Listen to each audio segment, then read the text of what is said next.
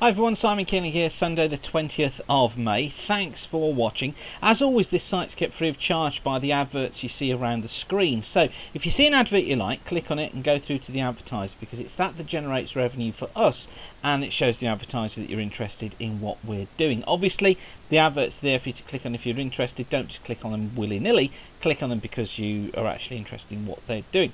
So let's take a look ahead to the coming week. And I've been hinting through Twitter and Facebook that we were going to see a rise in temperatures, and it still looks like that's on the cards. This is the satellite picture from this afternoon though. This is from sat24.com. Great site to go to if you want to see the satellite pictures, really clear pictures on there. That's sat24.com, and you can see how parts of Scotland, northern England, look, the western parts of Wales and parts of southwest England really enjoyed a glorious afternoon on Sunday. But look at this cloud feeding in off the sea across much of England, eastern and northern Wales. It's this that's causing the problem really, and brought a dull afternoon to much of the country. But the good news is that as high pressure settles in and we find the air descending through that area of high pressure, it warms by a process what we call adiabatically, which basically means that as it sinks, it warms and it dries out. So we should see this cloud tending to disperse, particularly late on Monday and especially through Tuesday.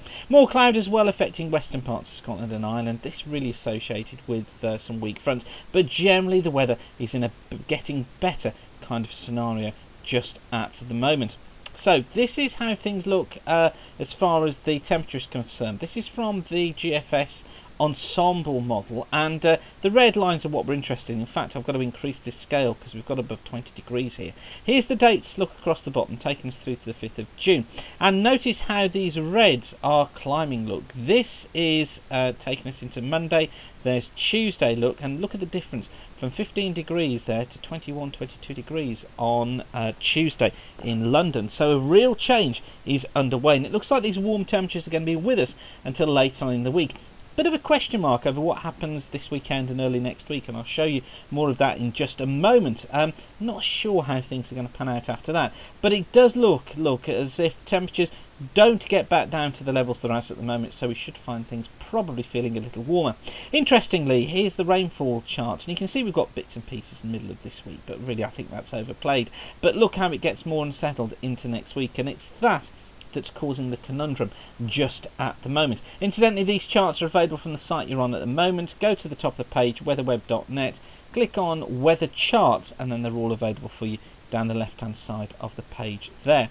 So how does this week shape up? Well, these are the charts from no they're not. Which charts do I want?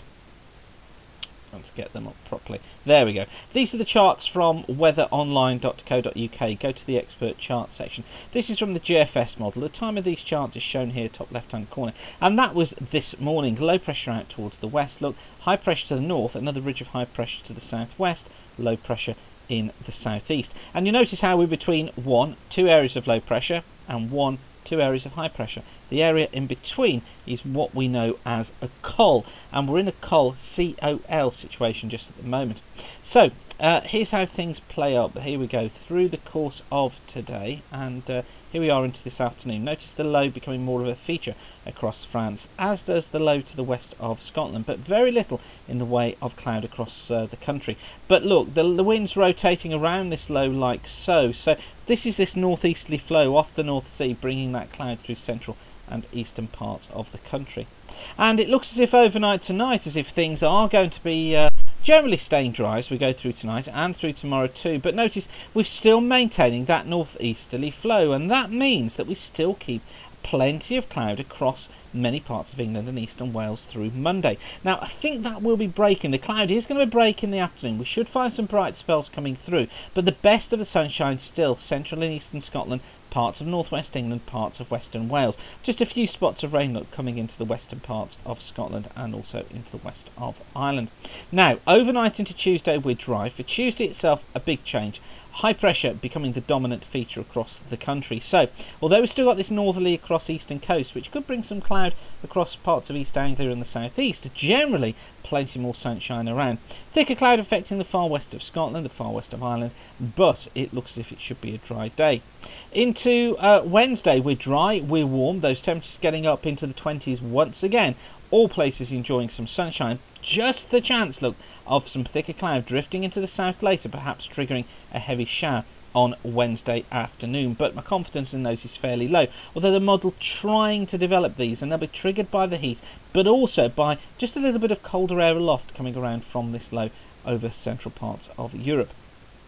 For Thursday, the flow starts to go more into the east, and look at it start to pick up. I think Thursday we do see more in the way of cloud through Thursday, particularly across southern parts of England. The north seeing the best of the sunshine, 1 or 2 showers across western Scotland and western parts of Ireland.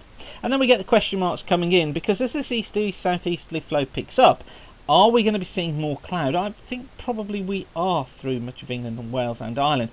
Bits and pieces of showers affecting more southern areas during Friday, and a breezy day as well, although still warm. But look, late on Friday, more organised rain and showers trying to show up across Wales and Ireland and southwest England. And really I do think we need to take this as a signal that we could find a change taking place, and trying to make that into some quite heavy precipitation for southern Ireland, southern Wales and southern parts of England through Saturday. And this is a model that I can believe this being the situation. I'll show you a comparison between several models in a moment, but look, this is Saturday, still the low there, so southern England, Wales, southern parts of Ireland seeing these showers or outbreaks of rain. Elsewhere dry, bits and pieces of low cloud affecting these eastern coasts, but the best of the sunshine to the west. But the focus is down here towards the southwestern quarter, where we could see those showers, and they'll linger into Sunday too. And you'll notice how, as we get into the beginning part of the week after next, look, the model trying to bring this rain northwards. Now, this could entirely be the case that we do see more unsettled conditions across southern parts of the country into the following week, with higher pressure holding on to the north. The problem with this is the pattern that we've seen over the last few days, and really I could see this happening, that low pressure hovers close to northern France and consistently throws up these areas of rain into southern parts of England. So actually Scotland, northern England, northern Ireland could be dry, whereas the south sees these outbreaks of rain as we get through towards the end of the month. And it's quite useful just to make a comparison between the various models. This again is from Weather Online, and it's a comparison of the 500 millibar flow for next Monday. So this is Monday the 28th. And a comparison of what's going on aloft, because the surface pressure at this distance, some of the models can look quite confusing, but if we compare the upper air, this is the GFS, and it's this little cold pool we're interested in here. Look, that's what's generating the rain and showers, southern Ireland, Wales and southern England. So it's there on the GFS. It's also there, look, on the ECMWF for the same time. The GFS ensemble not making as much of it, so not really picking up on it being across the south, so it's missing off the ensemble. And the Canadian ensemble doesn't really get it either, although it does try to put something across the Low Countries.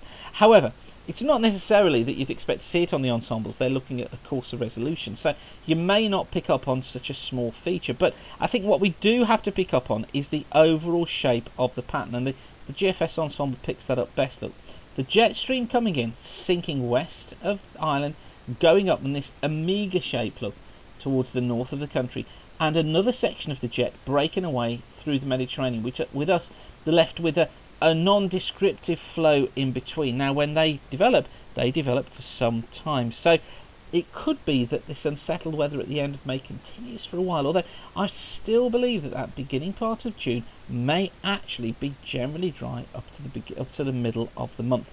We'll have to wait and see, of course. Anything could happen between now and then, but I just wanted to show you where this thought process is going.